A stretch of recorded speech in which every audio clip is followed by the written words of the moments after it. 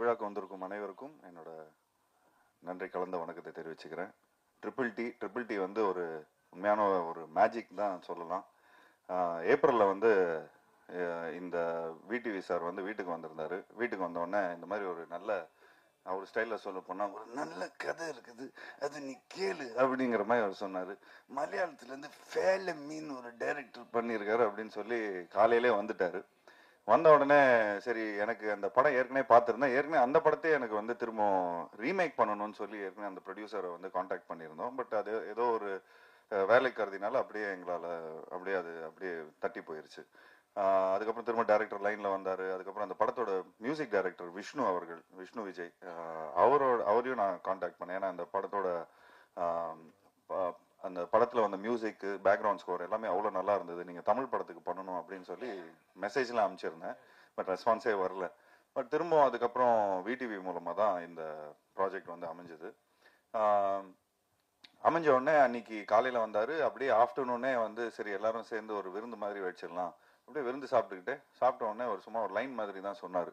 இந்த மாதிரி ஒரு 2 வீட்டுக்குள்ள ஒரு 2 நெய்பர்ஸ்குள்ள ஒரு பிரச்சனை இருக்கும், ஒரு நடுவனாக இருந்து நீங்கள் எப்படி அதை வந்து சால்வ் பண்ணுறீங்க அப்படிங்கிற மாதிரி தான் இருந்தது. ஒரு சிம்பிளாக ஆரம்பித்தோம். அண்ட் எனக்கு உண்மையிலேயே ரொம்ப அந்த லைன் ரொம்ப பிடிச்சிருந்தது. உடனே பையில் கொஞ்சம் காசு வச்சுருந்தேன். அப்படியே உடனே அட்வான்ஸ் கொடுத்தேன். எனக்கு உங்கள் கூட ஒர்க் பண்ணுற ஆசை ரொம்ப இருக்குது. ஏன்னா உங்களோட ஃபேமிலி படம் எனக்கு ரொம்ப பிடிச்சிருந்தது. பெசில் ஜோசப் வந்து ஃபர்ஸ்ட் டைம் அவர் வந்து ஹீரோவாக பண்ணார். அண்ட் அதுக்கப்புறம் பார்த்துட்டிங்கன்னா பெசில் ஜோசஃபோட கேரியரே எங்கேயோ போயிடுச்சு ஆஸ் அன் ஆக்டர். ஸோ எனக்கு இந்த டைரக்டரோட இந்த டீமோடய எனக்கு ஒர்க் பண்ணணும்னு ரொம்ப ஆசையாக இருந்தது.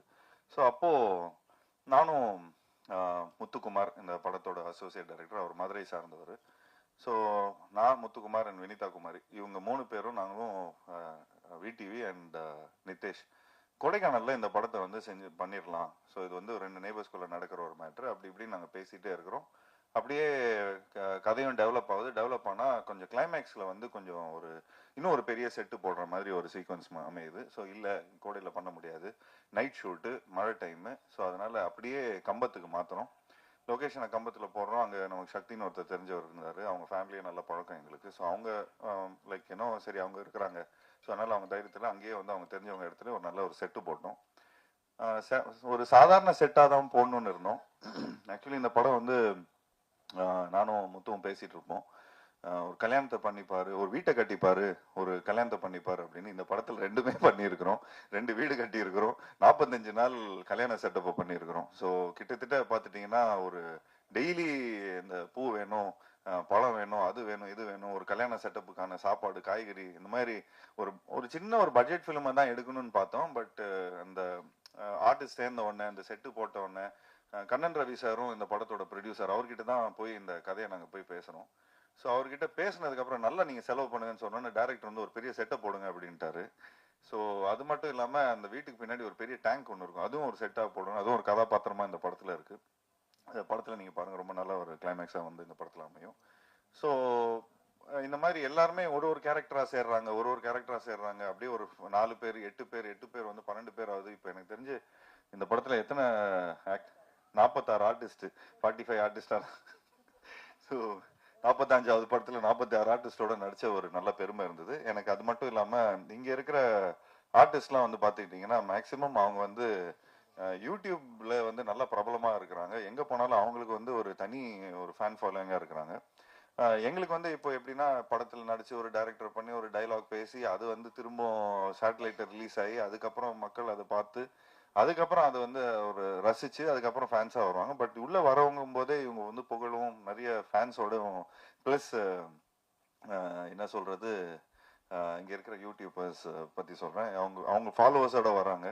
ஸோ அவங்களோட வந்து கான்ட்ரிபியூஷன் பார்த்துட்டிங்கன்னா அவ்வளோ பியூட்டிஃபுல்லாக வந்து படத்தில் அமையுது. அண்ட் டைரக்டர் அதுக்கேற்ற மாதிரி ரொம்ப நல்லா பியூட்டிஃபுல்லாக கதை எழுதியிருந்தார்.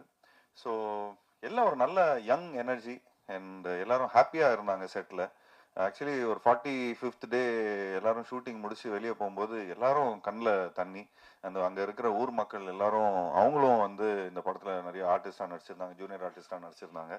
எனக்கு தெரிஞ்சு இப்போ எல்லாருமே லைவ்ல கூட பார்த்துட்டு இருப்பாங்க, எங்களுக்காக நல்லா ப்ரே பண்ணிட்டு இருப்பாங்க, நல்லா வாழ்த்தி அனுப்பிச்சாங்க. ரொம்ப அதாவது ஒருத்தங்களுக்குலாம் சாமியே வந்துருச்சு, அந்த அந்த அளவுக்கு ரொம்ப வாழ்த்தி அமைச்சாங்க.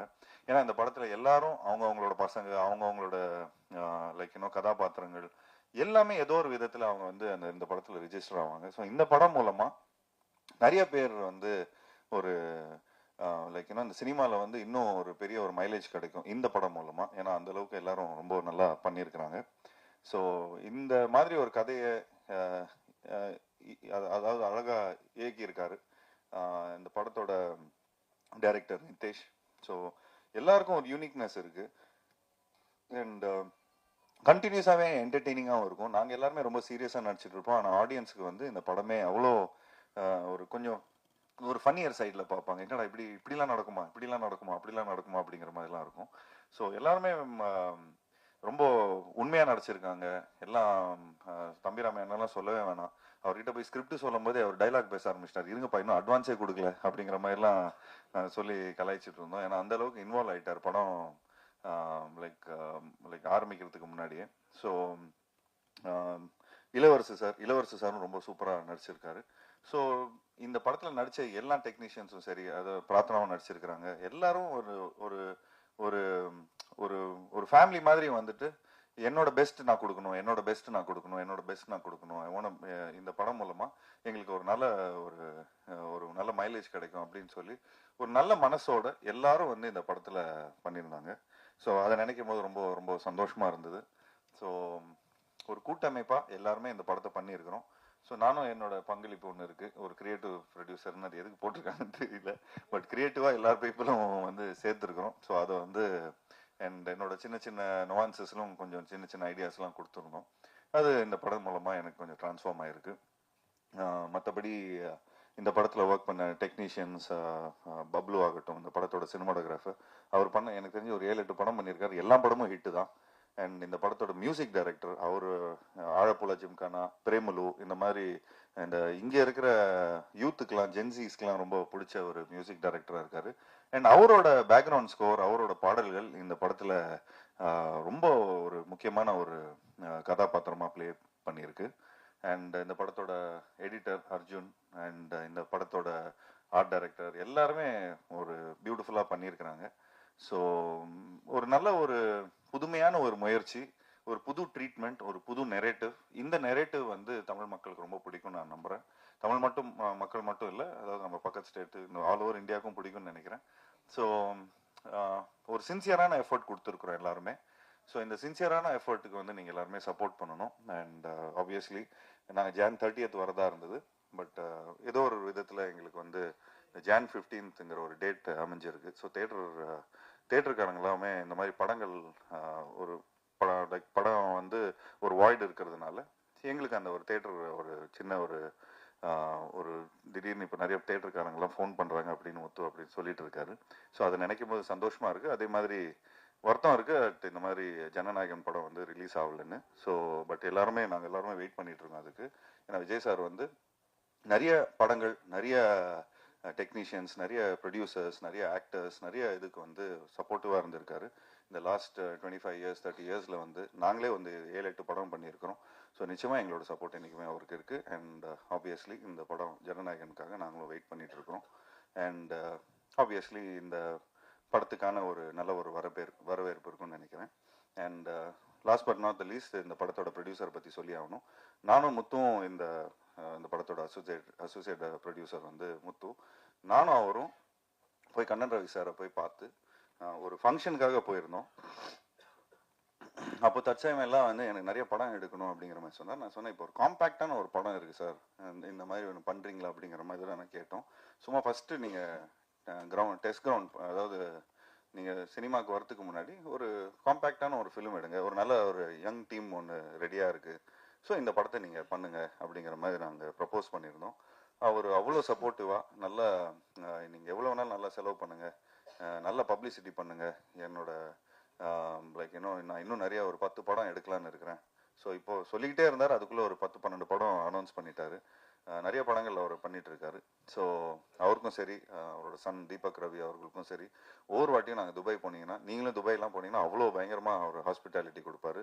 நிறைய பேர் அனுபவிச்சிருப்பாங்க அந்த ஹாஸ்பிட்டாலிட்டியை. அவரோட ஹோட்டல் பாராக்லேருந்து நம்ம தங்குற ஹோட்டல்லேருந்து எல்லாமே பார்த்துட்டிங்கன்னா ஒரு ஊர்லேருந்து நம்ம ஏதோ ஃபாரின்க்கெலாம் போய் வேலை பார்த்தோன்னே சொந்தக்காரங்களாம் வந்தால் எப்படி சந்தோஷமாக வரவேற்பாங்க, வாங்க இப்படி சாப்பிடுங்க, அதை சாப்பிடுங்க, இதை சாப்பிடுங்க. ஸோ அந்த மாதிரி கண்ணன் ரவி சார் வந்து இந்த சொந்தக்காரங்களை எப்படி இந்த வந்து வரவேற்கிறாங்களோ, இந்தியாவிலேருந்து யாரெல்லாம் வராங்களோ அந்த அளவுக்கு ஒரு பியூட்டிஃபுல்லாக வந்து அவர் பார்த்துப்பாரு. அது மட்டும் இல்லாமல் நான் எந்த ஃபங்க்ஷன் போயிருந்தேன்னா எங்கள் அப்பாவுக்கு வந்து ஒரு சூப்பர் குட் ஃபிலிம்ஸ் வந்து இவ்வளோ வருஷமாக படங்கள் பண்ணிட்டு இருக்காங்க. ஸோ ஒரு லைஃப் டைம் அச்சீவ்மெண்ட் அவார்டு வந்து துபாய் தமிழ் சங்கம் மூலமாக கொடுத்தாங்க. ஸோ அப்படி தான் எங்களுக்கு வந்து ஒரு இன்ட்ரடக்ஷன் வந்தது.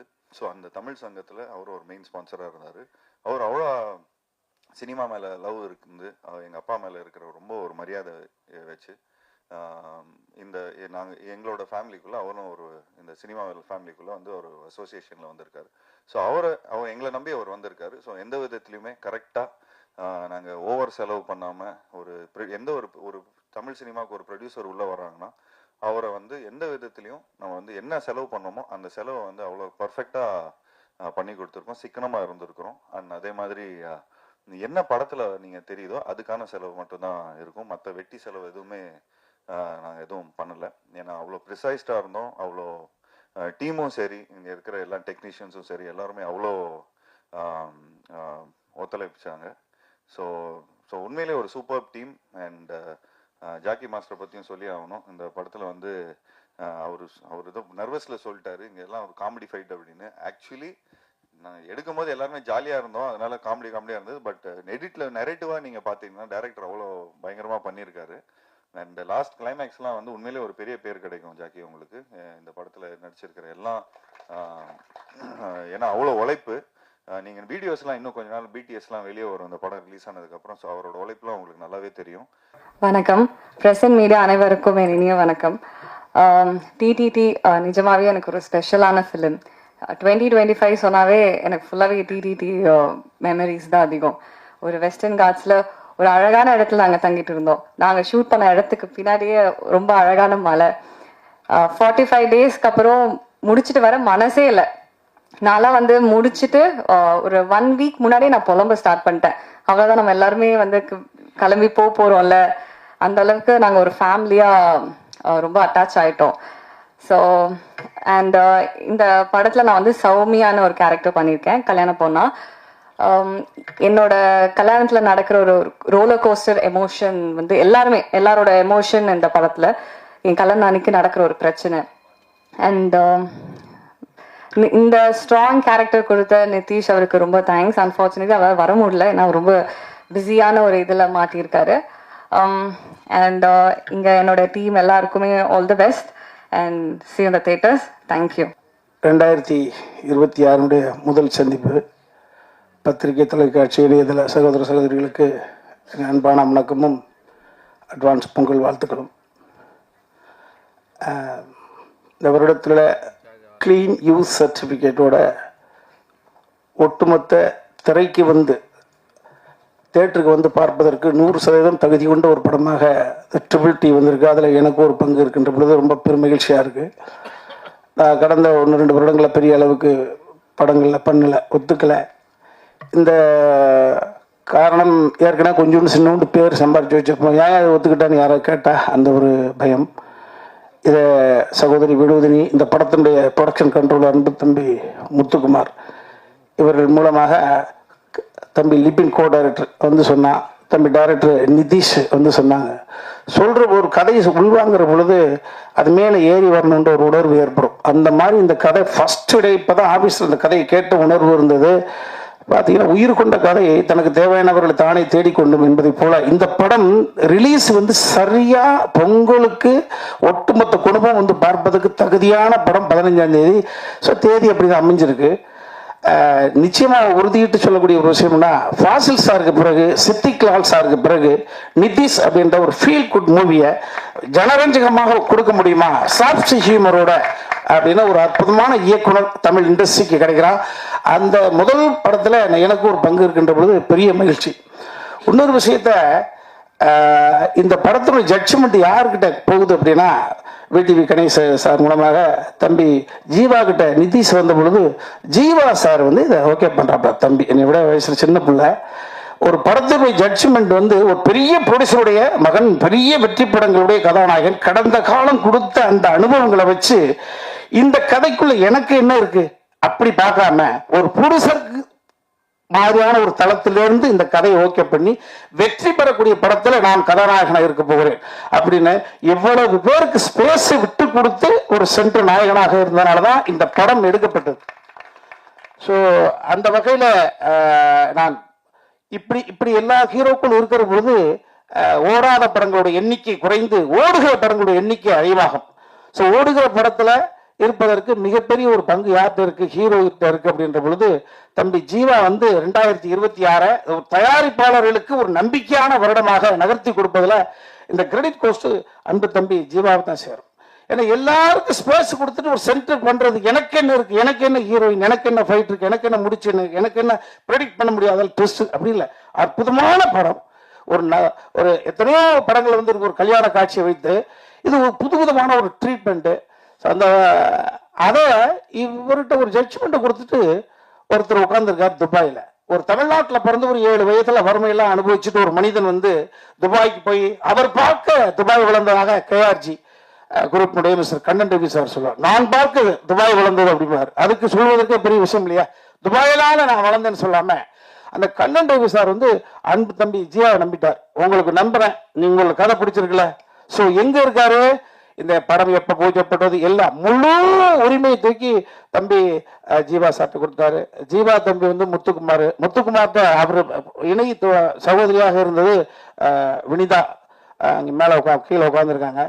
இவங்க தான் இவ்வளவு பெரிய நடிகர்கள். ஆல்ரெடி இவருக்கு வேறு வேறு தளத்துல எஸ்டாப்ளிஷ் ஆனவர்களை எல்லாம் கூட்டு வந்து ஒவ்வொரு கதைக்குள்ள உள்ள வச்சு சொன்னது போல 45 நாட்கள் இரவு. எனக்கு மைனா படம் தான் நினைவு வந்தது. நாங்க ஒரு ஷாட்டுக்கு போவோம், வறுமையின் பிடிகள் கோர பிடிகள் அந்த படம் எடுக்கப்பட்டு இருக்கு, மழை அடிக்கும். ஆனா கொஞ்ச நேரத்தை ஆத்தாரிட்டு செய்ய வேண்டிய வேலையெல்லாம் இயற்கை செய்துக்கிட்டு இருக்கான். அதே போல 45 நாள் இருட்டு ஒரே நாள் நடக்கக்கூடிய சம்பவம்ன்றதுனால ஃபுல் நைட்டு நடிக்கிறது ரொம்ப ரொம்ப சிரமம் தான். ஆனதும் இடையில மழை. ஆனாலும் கூட இந்த 45 நாளுக்குள்ள நிதிஷ் இந்த படத்தை பண்ணி கொடுத்துருக்கான்ற பொழுது அற்புதமான டீம். அந்த கேமராமேனு, நானும் இளவரசு பங்காளியும் இதில் ஒரு த்ரோட்டு நல்லா பண்ணியிருக்கோம், அனுபவிச்சு பண்ணியிருக்கோம். 15ஆம் தேதி வரப்போகுது. திரும்ப சொல்றேன், இது பொய்க்கு இல்லை. படத்தை பார்த்துட்டு யாரும் ஒரு சிறிய குறை கூட சொல்ல முடியாது. இப்படி வருவா படம் அப்படின்னு 2026 துவக்கமாக ட்ரிபிள் டி வந்திருக்கு. ஸோ இந்த படம் ஓடுகிற பொழுது தமிழ்நாட்டினுடைய தயாரிப்பாளர்களுடைய எண்ணிக்கை அருகி அப்படி குறிஞ்சு வந்துகிட்டே இருக்கு. ஸோ ஒரு 30 வருடங்களுக்கு முன்பு ஒரு சௌத்ரி சார் அப்படின்னு ஒரு மகான் இந்த தமிழ் இண்டஸ்ட்ரி கிடைத்த காரணத்தினால்தான் நிறைய இயக்குநர்கள், நிறைய கதைகள், ஒரு படத்தினுடைய ஒரு கதையை ஓகே பண்ணுவதற்கு 100 கதை கேட்டவர் யாரு? சௌத்ரி சார். கதை சொல்வது என்னவோ 2.5 மணி நேரம் மனப்பாடம் பண்ணி சொல்லிட்டு வந்துடலாம். கேட்கிற பொழுது அவ்வளவு விஷயத்தை தள்ளி வச்சுட்டு அந்த போக்கஸ், அந்த கான்சென்ட்ரேஷன் ரொம்ப முக்கியம். அப்ப நாங்கள் நடிக்கிறதுக்கு கதை கேட்கறது என் பர்சன் மட்டும் சொல்லுங்கப்பா அப்படின்னு சொல்றோம். தயாரிக்கிறது கதை கேட்கிற பொழுது அப்படி சௌத்ரி சாருடைய வேறு ஒரு வருஷனாக கண்ணன் ரவி சார் வந்திருக்காரு. இந்த படம் வெற்றி பெறுவதன் மூலமாக தொடர்ச்சியாக தயாரிப்பு செய்வாரு. ஒரு நல்ல படத்தில் நான் இருக்கிறேன். என் கூட பங்கெடுத்த அத்தனை தம்பிமார்கள் டெஃபினட்டா சொல்றேன், இன்னைக்கு சாதாரணமா உட்கார்ந்துருக்காங்க. நகைச்சுவை நடிகர்களெல்லாம் கதாநாயகனாக அடுத்த தளத்துக்கு செல்லுகிற பொழுது ஹியூமரினுடைய ஏரியாவை ஃபில்அப் பண்றதுக்கு நபர்கள் இல்லையே அப்படின்ற ஒரு வறுமை இருக்கு. அதை இட்டு நிரப்புவதற்காக நிறைய பிள்ளை உட்கார்ந்துருக்காங்க. ஸோ ஒரு ஆண்கள் வந்து இரவு நேரத்தில் வந்து போராடலாம். இதுல பாருங்க, எனது மனைவியா நடிச்சவங்க இங்கே கோயம்புத்தூர்ல இருக்காங்க. இளவரசாருடைய மனைவியா நைட் நேரத்தில் மாங்காய் சாப்பிட்டு ஒர்க் பண்ணியிருக்காங்கன்னு பாருங்க. மகளும் மருமகளும் மாங்காய் சாப்பிடலாம், அம்மா கேரக்டர் மாங்காய் சாப்பிட்டு பார்த்துருக்காங்க. ஸோ ரொம்ப மகிழ்ச்சி. அனைவருக்கும் மாலை வணக்கம். ஸ்டேஜ் இருக்க எல்லாருக்கும் வணக்கம் சொல்லிக்கிறேன். ரொம்ப சந்தோஷம் பொங்கலுக்கு எல்லாரும் ஆர்டிஸ்ட். எனக்கு ரொம்ப சந்தோஷம் பொங்கலுக்கு என்னோட படம் ரிலீஸ் ஆகுது, நான் நடித்த படம்ன்றது. நீங்கள் தலைவர் தம்பி தலைமையில் நம்ம ட்ரிபிள் டீல பார்த்தாலே தெரியும், அந்த கதையோட மொத்தம் எல்லாமே அதில் இருக்குது. அந்த டீ ஒரு ஃபேமிலி, அந்த டீ ஒரு ஃபேமிலி, நடுவில் இருக்கிறது நம்ம சார் ஜீவா சார் தான். அவ்வளோ சூப்பர் தலைவர். தலைவர் அந்த நாங்கள் எங்கள் 2 ஃபேமிலி. அவ்வளோ சூப்பராக அந்த கண்டென்ட் இந்த பேர்லேயே வந்துருச்சு. 45 டேஸ் சொன்னாங்க, நான் 25 டேஸ் பண்ணேன். மாமரம் எவ்வளோ இருந்தது தெரியாது. நாங்கள் தினம் மாங்காய் சாப்பிடாத நாளே கிடையாது. எல்லா வெரைட்டி மாம்பழம் சாப்பிட்ருக்கோம். அதில் உப்பு மிளகாத்தூள்லாம் போட்டு சாப்பிட்டு இப்படி தான் எங்களுடைய டைமிங்கு. ரொம்ப ஜாலியாக இருக்கும். இன்னமும் நான் அதை நினச்சி ஃபீல் பண்ணுறேன். கும்பலியில் நாங்கள் எப்படி இருந்தோமோ அந்த ஃபீல் தான் இப்போ இருக்கு சென்னை.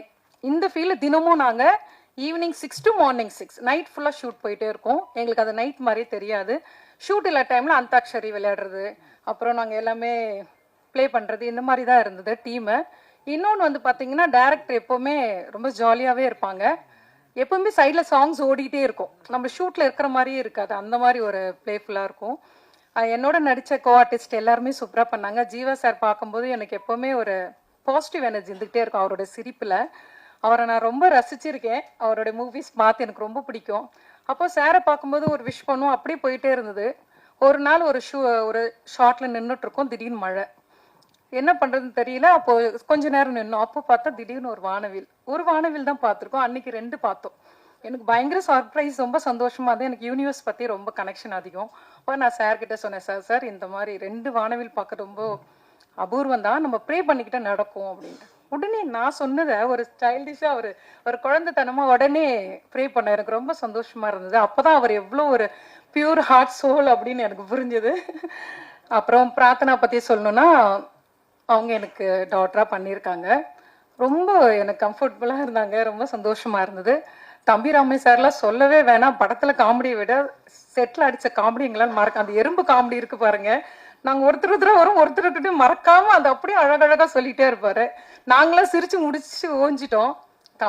இது ஜீவா சார் வந்த உடனே செட்டு சைலண்ட். அவர் சொன்னோடனே அவர் சிரிச்சது கேட்டு நாங்கள் சிரிச்சிட்டோம். அவ்வளோ சந்தோஷமா இருந்தாங்க. சொல்லும் போதே தெரியும் நாங்கள் எந்த அளவுக்கு ஒத்துமையாக இருந்தோம். இந்த சீனியர் ஜூனியர் அப்படியெல்லாம் இல்லை, சின்ன கேரக்டர் பெரிய கேரக்டர்ல எல்லாரும் அவ்வளோ சூப்பராக என்ஜாய் பண்ணோம்.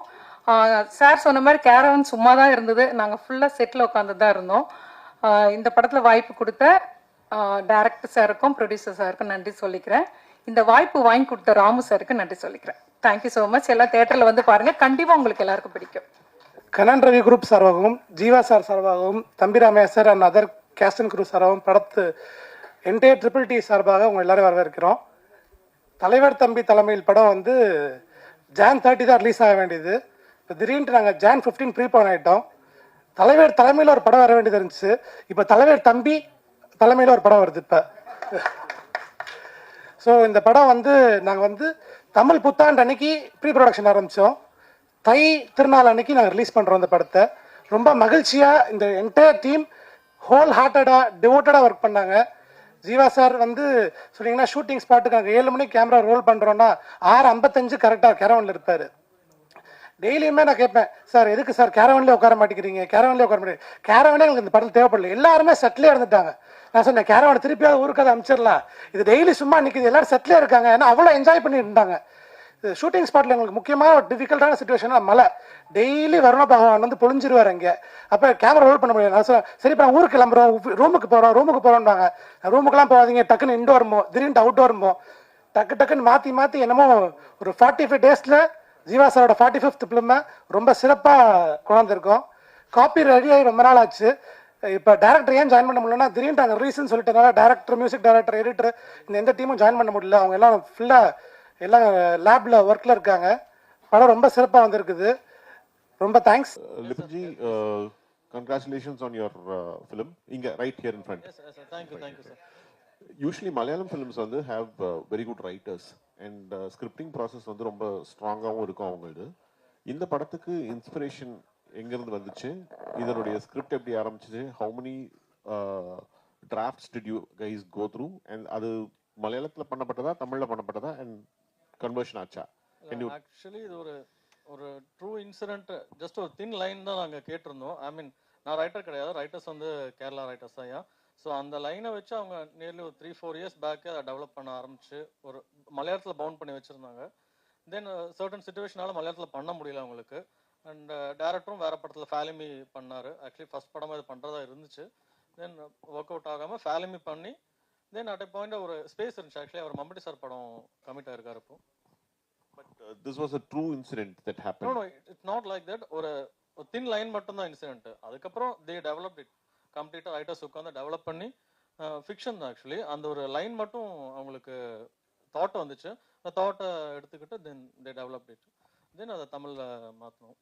சார் நீங்கள் கோவப்படம், சிவாமணத்து செக்ஸி படத்துலலாம் ரொமான்ஸ் வந்து எவ்வளோ நல்லா பண்ணுவீங்கன்னு எல்லாருக்கும் தெரியும். இந்த படத்தில் ஹீரோயினே கிடையாதாமே, இதெல்லாம் ஒரு 70 வயசு 80 வயசில் பண்ணக்கூடிய கேரக்டராச்சே, எப்படி இதில் பண்ணீங்க? அது நீங்களே நான் கிளைமேக்ஸில் ஒரு ட்விஸ்ட் வச்சிருக்கிறேன்னு. அது வந்து ஆக்சுவலி படம் வந்து நெரேட்டிவே என்னோட வீட்டிலேருந்து தான் ஆரம்பிக்கும். ஸோ அதுலேருந்து அப்படியே கிளைமேக்ஸில் வந்து பார்த்துட்டிங்கன்னா ஒரு சர்ப்ரைஸ் ஒன்று இருக்குது. ஸோ கட்ட பிரம்மச்சாரிகள் மாதிரிலாம் நடிக்கலண்ணா, 70 வயசு மாதிரிலாம் நடிக்கலண்ணா. எனக்கும் நாங்களும் வந்து ஒரு 90s கிட் மாதிரி கல்யாணமே ஆகாம கஷ்டப்படுற மாதிரி தான் இந்த படத்தில் நடிச்சிருக்கிறோம். அதில் படத்தில் கூட கேட்போம், என்னப்பா அவனுக்கு கல்யாணம்லாம் பண்ணலையா அப்படி. இது ஆக்சுவலி எதுக்கு அந்த பண்ணியிருக்காருன்னா, பார்ட் 2 மாதிரி ஏதாவது எடுக்கிற மாதிரி இருந்துச்சுன்னா அங்கேருந்து வேற மாதிரி கண்டினியூ ஆகிற மாதிரி இருக்கும்னு நினைக்கிறேன். ஜீவா சார், படத்தில் ஒரு டைலாக் வருது, ஒரு மாசத்துக்கு முன்னாடி அது வந்து ஒரு ட்ரெண்டிங் ட்ரோல் பண்ணிருந்தாங்க. அந்த டைலாக் பேசும்போது உங்களுக்கு என்ன தோணுச்சு? ஸ்க்ரீன்ல பார்க்கும்போது என்ன தோணுச்சு? ஆக்சுவலி பேசும்போது கொஞ்சம் தெரியாம தான் பேசிட்டேன். அதுக்கப்புறம் ஸ்க்ரீனில் வந்தோன்னா நிறைய பேர் ஃபோன் பண்ணி என்ன சார் இப்படி பேசிட்டீங்க, என்ன சார் இப்படி பேசிட்டீங்கன்னு நிறைய பேர் கேட்டாங்க. நான் சொன்னேன், படத்தில் சுச்சுவேஷன் அந்த மாதிரி அமைஞ்சிருக்குங்க. ஸோ அந்த மாதிரி ஸோ அந்த கரெக்டான அமைஞ்சிடுச்சு. அது வரும்போது எனக்கு கொஞ்சம் நல்லா தியேட்டரில் வந்து அது கொஞ்சம் என்டர்டெய்னிங்காக இருக்கும். ஒருவேளை அந்த டைலாக்கை எடுக்க சொன்னால் இந்த குழு எடுப்பாங்களா இல்லை வந்து அப்ரோச் பண்ணுவீங்களா? நான் சென்சாரே கிடச்சிடுச்சுண்ணே நமக்கு. இல்லைண்ணே, சென்சார் கிடச்சது ஓகே. இப்போ என்ன தெரியல, இல்லை எடுக்க சொல்ல மாட்டேன் நான். எல்லாத்தையும் எல்லாரும் பார்த்துட்டாங்க படத்தை, வேண்டியப்பட்ட ஆளு பார்த்துட்டாங்க படத்தை. ஜீவண்ணே, இவரு எசுக்கு பஸ்ஸுக்கா கேட்பாருப்பா இவரு. இல்ல அது தம்பி ராமையா சார் கிட்ட தான் கேட்கணும். என்னங்கண்ணே? இல்ல ஃபர்ஸ்ட் நான் உங்களுக்கு ஒரு வாழ்த்து சொல்லிடுறேன். சொல்லுங்க. ஏன்னா ஒரு ஹீரோ வந்து சக நடிகர் கீழே துணை நடிகர்ல பார்த்தா கூட ஓகே அப்படின்னு இருப்பாங்க. ஆனா அவங்களையும் மேடை ஏற்றி நீங்க அழகு பார்த்ததுக்கு ரொம்ப சந்தோஷமா இருந்தது. இது நாங்க வந்து கிரிக்கெட் பிளேயர்ஸுங்க. ஸோ அதனால ஒரு 11 பேரோடு இல்லை 16 பேரோட தான் போவோம். ஸோ ஒரு ஸ்போர்ட்டிவ் ஆட்டிடியூட் தான் இன்னைக்கு. ஸோ உங்களுக்கு வந்து வர படங்கள்ல முதல்ல வந்து படத்துடைய பேரை தமிழ்ல இருக்கிறத இங்கிலீஷ்ல மாத்தினதுல உங்களுக்கு தான் மிகப்பெரிய ஹிட் அடிச்சுது. SMS அப்படின்ட்டு ஸ்டார்ட் பண்ணீங்க. அதே போல இதுலயும் ட்ரிபிள் டி எடுத்துட்டு வந்திருக்காங்க. ஸோ இந்த கான்செப்ட் உங்க தலைமையில வந்ததா? இல்லை, இது வந்து பியூரா வந்து முத்து அவரோட இதுதான்.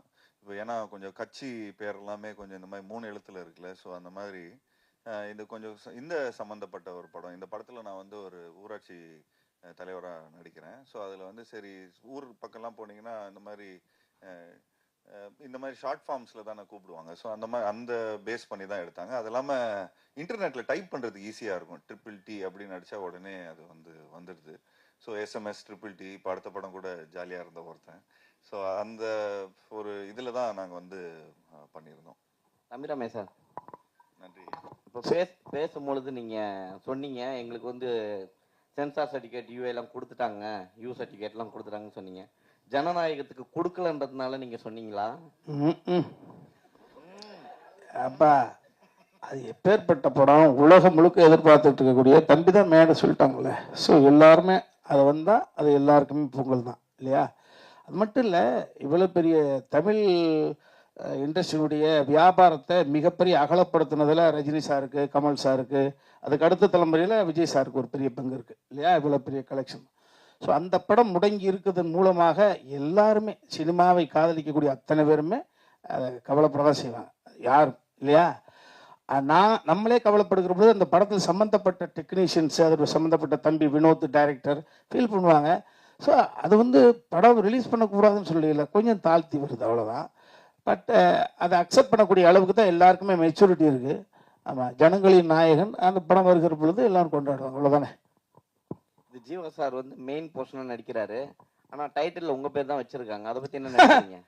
எப்படி அப்பா எல்லாருக்கும் மூளையில் இருக்கும், தம்பி உனக்கு நடுவில் இருக்குப்பா.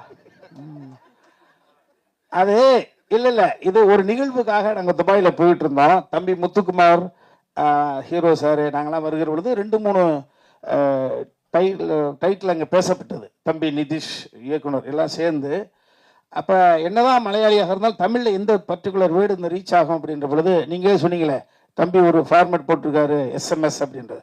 ஸோ எனது பார்வை ரசிகனாக 5-6 வைக்கிற பொழுது ஒரு ஓட்டெடுப்பு நடத்தினார் இந்த படத்தினுடைய தயாரிப்பாளர் கண் ரவி சார். ஓட்டெடுப்பு நடத்துகிற பொழுது இன்னும் காலத்தை தள்ளி போட்டுக்கிட்டே இருக்காங்க. படைப்பு ரெடி ஆயிடுச்சு. குழந்தை பித்து 2 வருஷம் ஆச்சு, குழந்தை பேர் வைக்கலடான்னு சொன்ன மாதிரி படைப்பு ரெடி ஆயிடுச்சு. டைட்டிலுக்கு ஒரு விவாதம், ஒரு நள்ளிரவுல ஒரு நள்ளிரவில் நடந்தது. வருகிற பொழுது ஒரு 4 பேர் சேர்ந்து இந்த பர்டிகுலர் டைட்டிலுக்கு ஓட்டு போட்டதுனால அப்படி ஓகே பண்ணப்பட்டதுதான். ஸோ ட்ரிபிள் டி தான். இங்கே தம்பி எங்கிட்ட தள்ளி விட்டுருங்க, ட்ரிபிள் டி எஸ்எம்எஸ் அது மாதிரி. ஜீவா சார், சூப்பர் குட்ல கிட்டத்தட்ட 100 படம் எடுத்திருக்கோம். நீங்க கூட நிறைய படம் பண்ணிருக்கீங்க. உங்க படத்துக்குலாம் எந்த படத்துக்குமே சென்சார்ல பிரச்சனையே இல்லை. இந்த படத்துக்கு கூட சொன்னீங்க ஒரு டைலாக் வந்து கிளியர் நான் தானே சென்சாரோட பிராண்ட் அம்பாசிடர்னே. ஜிப்சின்னு ஒரு படம் நடிச்சேனே, ஜிப்சில 48 கட்டுனேன். லாஸ்டா எனக்கு தானே ஃபர்ஸ்ட் செஞ்சாங்க. என்னண்ணா இப்படி கேட்டீங்க? 48 கட்டுனேன். படம் பிளாக் அண்ட் ஒயிட்ல எல்லாம் ஓடிச்சுனே. ஸோ அப்போ கரெக்டா சென்சார் முடிஞ்சு கஷ்டம். அதெல்லாம் தாண்டி உள்ள வரும் கொரோனா வைரஸ். 2 சீயும் எங்களுக்கு ரொம்ப கஷ்டமா இருக்குதுண்ணே. ஜீவா ப்ரோ, இங்கே ஜீவா சார், நீங்கள் பேசிகிட்டு இருக்க ஒரு விஷயம் சொன்னீங்க, இங்கே நிறைய யூடியூபர்ஸ் இருக்காங்க, அவங்க நிறைய ஃபாலோவர்ஸ் இருக்குது அப்படின்ட்டு. ஆனால் ஒரு சீனியர் ஆர்டிஸ்ட் சில மாதங்களுக்கு முன்பு பேசியிருந்தாங்க, நடிகை வடிவகரசு.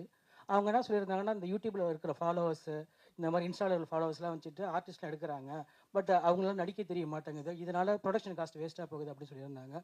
ஸோ உங்கள் 2 பேர் கருத்து முரண்பாடாக இருக்குது, இதை பற்றி நீங்கள் நினைக்கிறீங்க? அது அதான் அவங்கெல்லாம் எக்ஸ்பீரியன்ஸ் ஆர்டிஸ்ட்னா அவங்க சொல்றவங்க. ஸோ அவங்களுக்கு வந்து அவ்வளோ படங்கள் நடிச்சிருக்கிறாங்க. இப்போ நாங்க வந்து பார்த்துட்டிங்கன்னா எந்த ஒரு துறையில போனாலும் ஒரு பேசிக் ப்ராக்டிஸ் ஒன்று இருக்கும். ஒரு ஒத்திகை ஒன்று பார்ப்பாங்க. ஸோ ஒரு என்னதான் நம்ம டான்ஸ் ரிஹர்சல் பண்ணியிருந்தாலும் சரி, என்னதான் நம்ம வந்து ஒரு டான்ஸ் ஆட போனாலும் சரி, ஒரு ஃபைட் பண்ண சொன்னாலும் எல்லாத்துக்கும் ஒரு ப்ராப்பர் முறையான ஒரு ரிஹர்சல் இருக்கு. ஸோ இந்த படத்துல வந்து எல்லாருமே அவங்க வந்து அந்த கேரக்டருக்கு என்ன தேவைப்படுதோ அதுக்கேற்ற மாதிரி ஒரு ரிஹர்சல் பண்ணி உண்மையிலே அவங்களும் அவ்வளோ பர்ஃபெக்டாக ஒர்க் பண்ணி எல்லாமே ஒரே டேக்கில் முடிச்சிருக்கிறாங்க. ஸோ எனி ப்ராக்டிஸ் பண்ணி எந்த ஒரு விஷயம் பண்ணாலுமே அது வந்து நமக்கு ப்ரொடியூசருக்கு எந்த விதத்துலையுமே அது இதாக இருக்காது. அது அவங்களுக்கு வந்து ஹெல்ப்ஃபுல்லாக தான் இருந்தாங்க எங்களுக்கு. சார், இல்லை 4 எழுத்தாளர்கள் பேர் போட்டிருக்கீங்களே, இந்த கதை 4 பேர் சேர்ந்து எழுதுனதா அவர் தனித்தனியாக? ஆமாம் ஆமாம் சார். அது வந்து ஃபஸ்ட்டு முத்து நீங்கள் ஃபஸ்ட்டு சஞ்சய் ஜோசப் அவர் ரூம் போட்டு 45 நாள் இருந்தார். ஒவ்வொரு நாளும் ஒவ்வொரு சீன் அமுச்சிக்கிட்டே இருப்பார். அண்ட் இது இப்போ மலையாளம் இண்டஸ்ட்ரியில் அந்த ஒரு இது இருக்குல்லண்ணே. இப்போ சாதாரண ஒன்லி தமிழ் இண்டஸ்ட்ரியில் தான் கதை, திரைக்கதை, வசனம், டைரக்ஷன், எடிட்டிங் என்னென்ன. ஆமாம் ஆமாம் ஆமாம், அது எல்லாமே அப்படிதான் பண்ணுது. ஏன்னா இப்போ நாங்கள் ஒரு லைனாக பிடிச்சிட்டு ஒரு அளவுக்கு ஒரு விஷயங்கள்லாம் கதையாக ஆல்ரெடி அவங்க ஒரு 2-3 இயர்ஸ் முன்னாடி அவங்க ரெடி பண்ணி வச்சுருந்தாங்க. அப்புறம் நிறைய கேரக்டர்ஸ் இருக்கிறாங்க. ஸோ நிறைய அவங்க இப்போ தம்பிராமையான வந்து இன்னைக்கு வேற ஒரு டைலாக் அடிச்சு விட்டுருவாரு கதைக்கு சூப்பராக இருக்கிற மாதிரி. உடனே என்னப்பா செம்மையாக பேசிட்டாரு, இப்போ நம்ம அதை விட பெட்டராக ஒரு லைன் கொடுக்கணும், அதை விட பெட்டரான ஒரு சீன் கொடுக்கணும் அண்ணனுக்குன்னு சொல்லி அப்படியே டெவலப் பண்ணிகிட்டே வருவாங்க. டக்குன்னு நடுவில் ஒரு மழை பெஞ்சிருச்சு ஒரு 10 நாள். அப்போவும் பார்த்துட்டிங்கன்னா ஒரு டெவலப்மெண்ட் ஆயிடுச்சு. ப்ரொடியூசர் வந்து ஃபஸ்ட்டு ஒரு கதை சொல்லும் போது கொஞ்சம் இன்னும் இதை விட ஒரு 60% தான் இருந்தது பட்ஜெட்டு. அப்புறம் ப்ரொடியூசர்கிட்ட கதை சொன்னோன்னு அவருக்கு பயங்கர எக்ஸைட் ஆனோன்னா இன்னும் ஒரு கிளைமேக்ஸ் இன்னொரு எக்ஸ்ட்ரா ஒரு சீக்வன்ஸ் சேர்த்துட்டாங்க. ஸோ டெவலப்மெண்ட் ஆகிட்டே இருந்தது. ஸோ ஒரு படம் வந்து 60% தான் ஆரம்பிப்போம். அது அப்புறம் படம் ஷூட்டிங் பண்ணும்போது ஒரு 100%ல பண்ணுவோம். அப்புறம் படம் எடிட் ஆகி அது ஒரு நரேட்டிவாக வரும்போது அது ஒரு 110-115% எல்லாருமே சேர்ந்து ஒர்க் பண்ணுவாங்க. அப்போ அது மக்கள்கிட்ட போய் எவ்வளோ % சேருதுங்கிறது வந்து படமாக பார்க்கும்போது உங்களுக்கு தெரியும். அப்பா பார்க்கல சார். அவர் சொன்னார், நீ படம் ரிலீஸ் போது நான் பார்த்துக்கிறேன் அப்படிங்கிற மாதிரி தான் சொன்னார். ஸோ பட் அவரோட சப்போர்ட் ஃபுல்லாக இருக்குது சார். ஜீவா சார், ஒவ்வொரு படத்துக்கு ரொம்ப கேப் விடுறீங்களே.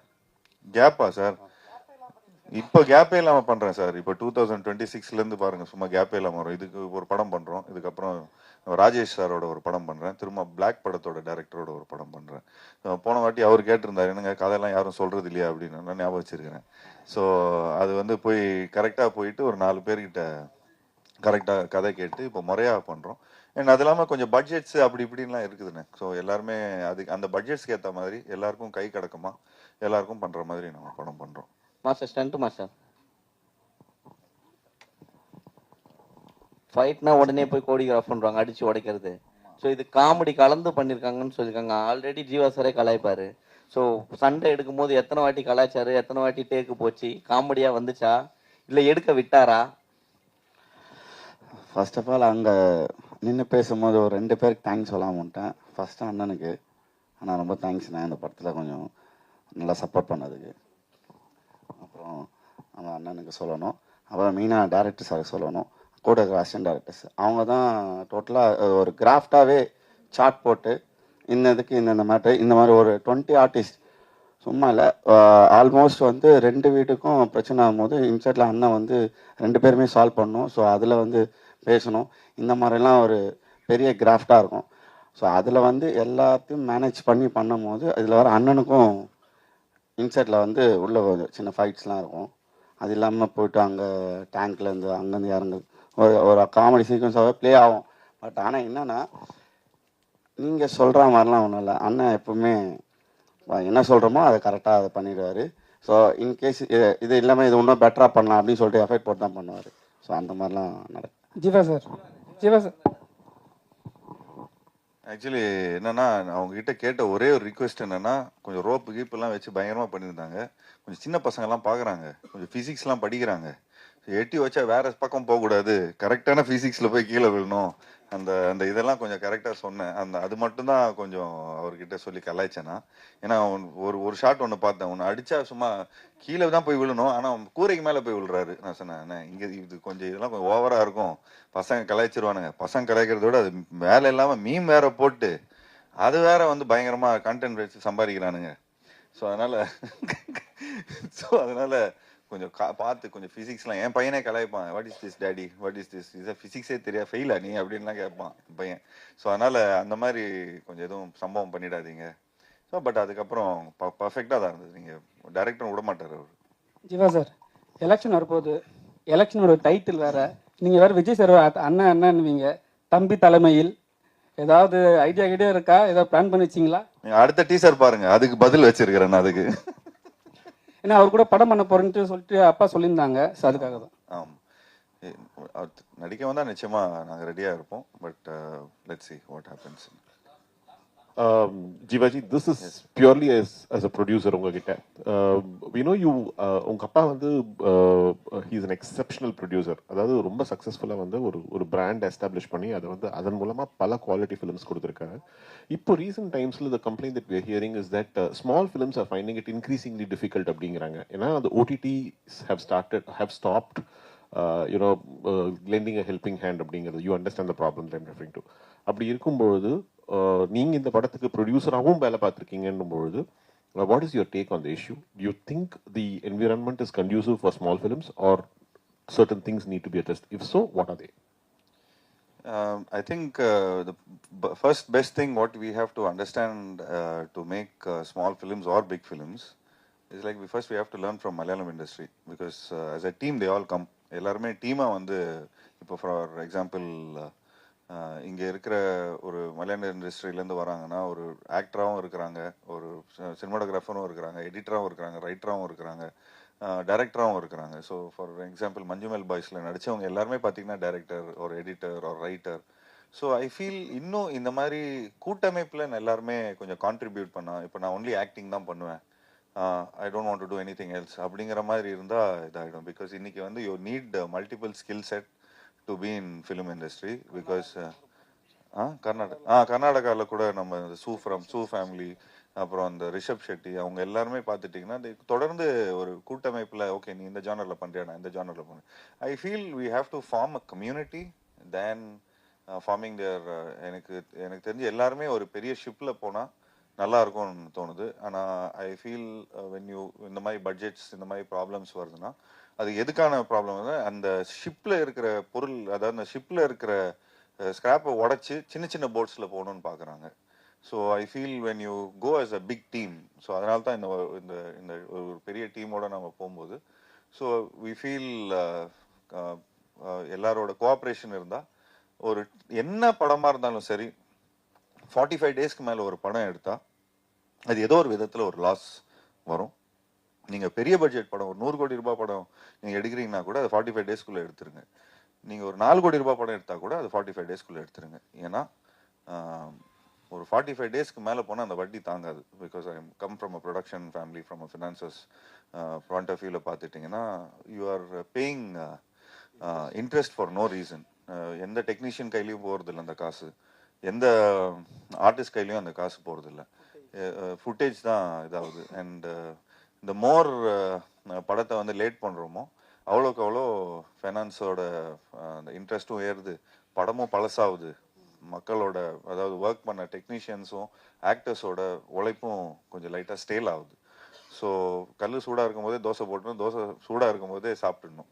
ஸோ அந்த மாதிரி கொஞ்சம் எனக்கு தெரிஞ்சு I would request all the producers to செட்டை இப்படி ஃபர்ஸ்ட் லுக் கொடுக்கும்போதே படத்தோட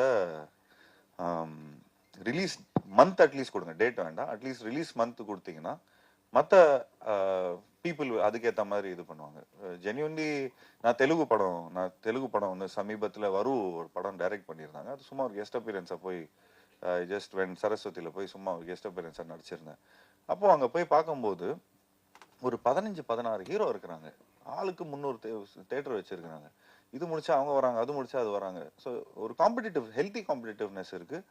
பட் இந்த ரிவர்ஸ் மார்க்கெட்டிங் இல்லை. அங்கே ஒரு படம் நல்லா இருக்குது அப்படின்னா அந்த படம் நல்லா இருக்குப்பா, அந்த ஹீரோ ஒரு அவங்களோட காம்படிட்டர் கூட சொன்ன அந்த படம் நல்லா இருக்குப்பா போய் பாருங்க அப்படின்னு சொல்றாங்க.